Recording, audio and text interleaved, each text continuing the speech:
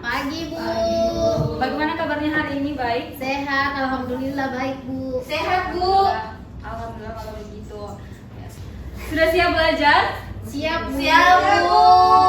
Ya, kalau sudah siap, semuanya juga harus siap. Duduk yang rapi. Alat tulisnya dipersiapkan di atas meja, tidak ada sampah-sampah yang berserakan di sekitar tempat duduknya. Ayo.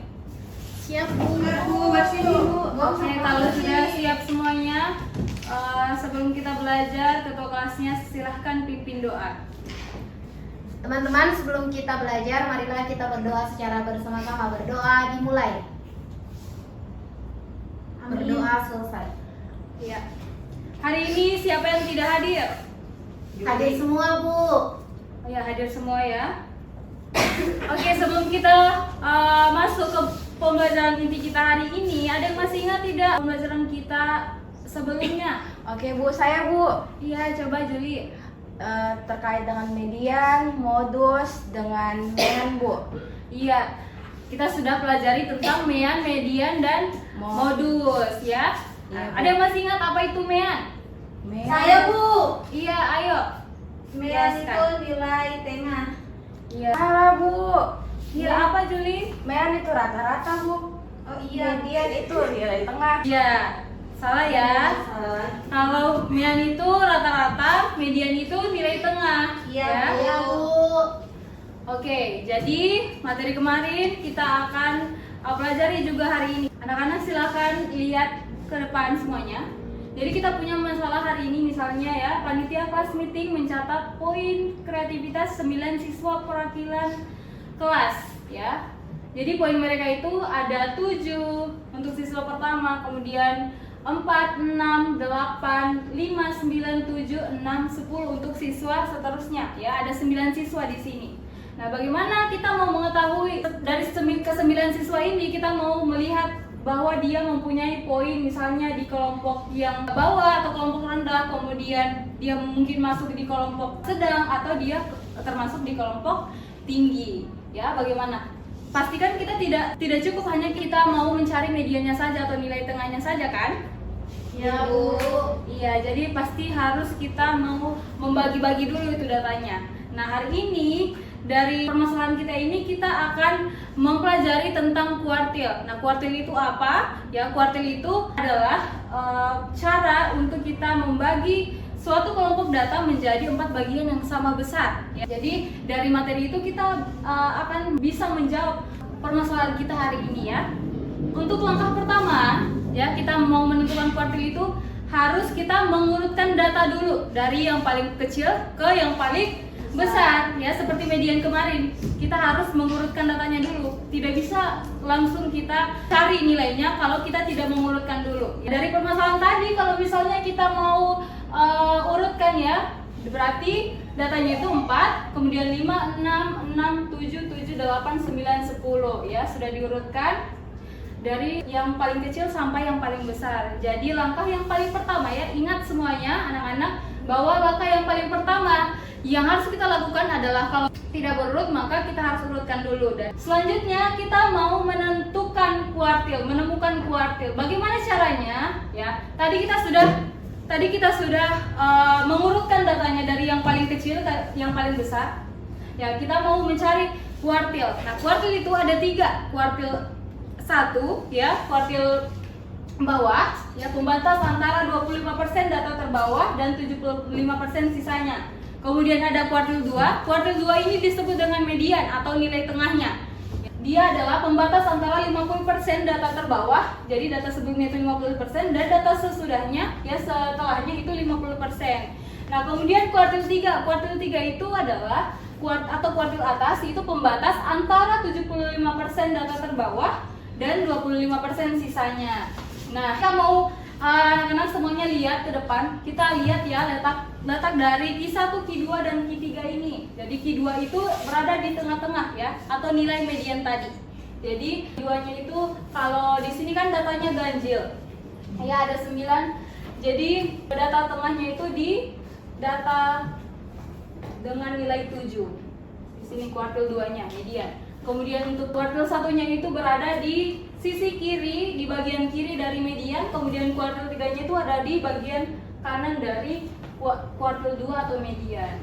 Bagaimana dengan rumus untuk melihat posisi-posisinya ini? Jadi kita harus tahu dulu banyak datanya atau N ya. Posisi Q1 itu berarti N tambah 1 diperempat, kemudian posisi Q2 itu berarti N tambah 1/2, posisi Q3 itu sama dengan 3 dalam kurung N tambah 1 diperempat.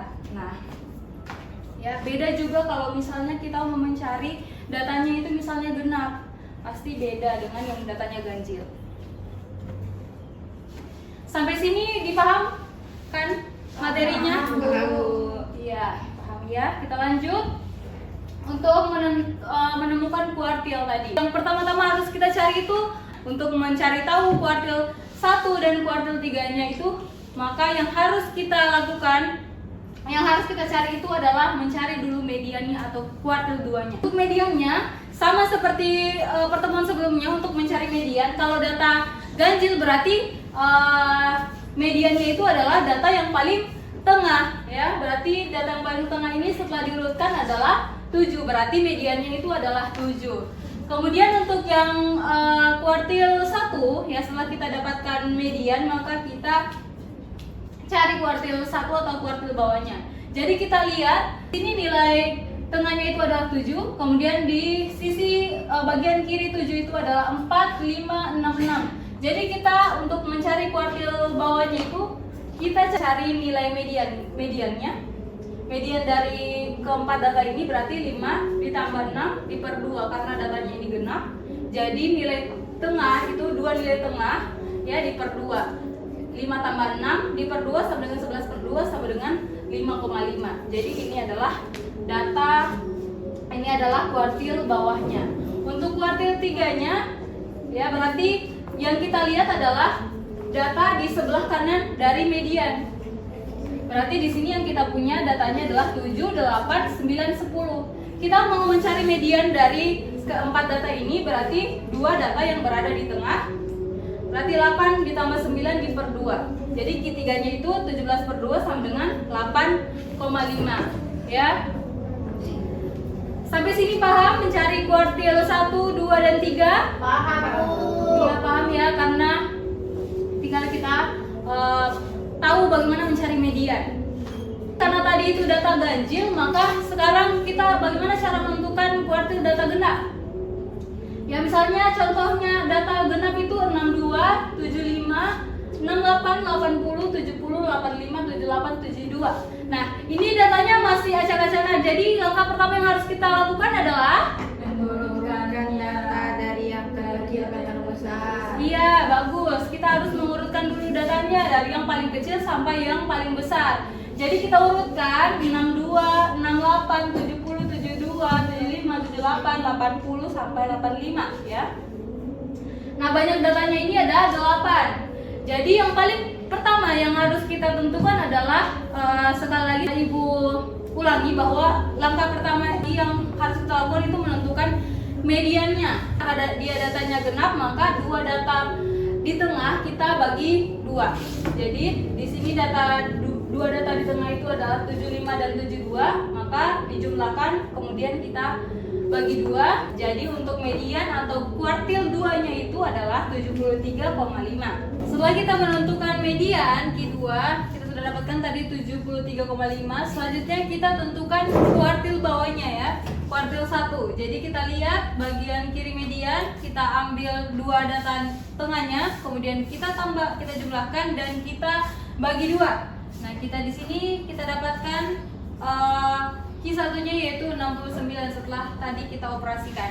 Selanjutnya untuk mencari Q3 atau kuartil atas, ya kita ambil data yang ada di sebelah kanan median, kemudian kita ambil data tengahnya, 2 data tengahnya, kemudian kita jumlahkan dan kita bagi 2. Kita operasikan, setelah itu kita dapatkan hasilnya 79. Ya, untuk data genap. Untuk data genap kita sudah peroleh. Ya, bagaimana caranya kita mengurutkan, kemudian kita cari kuartil 2, kuartil 1 dan kuartil 3. Sampai sini paham anak-anak? Paham, Bu. Oke, baik.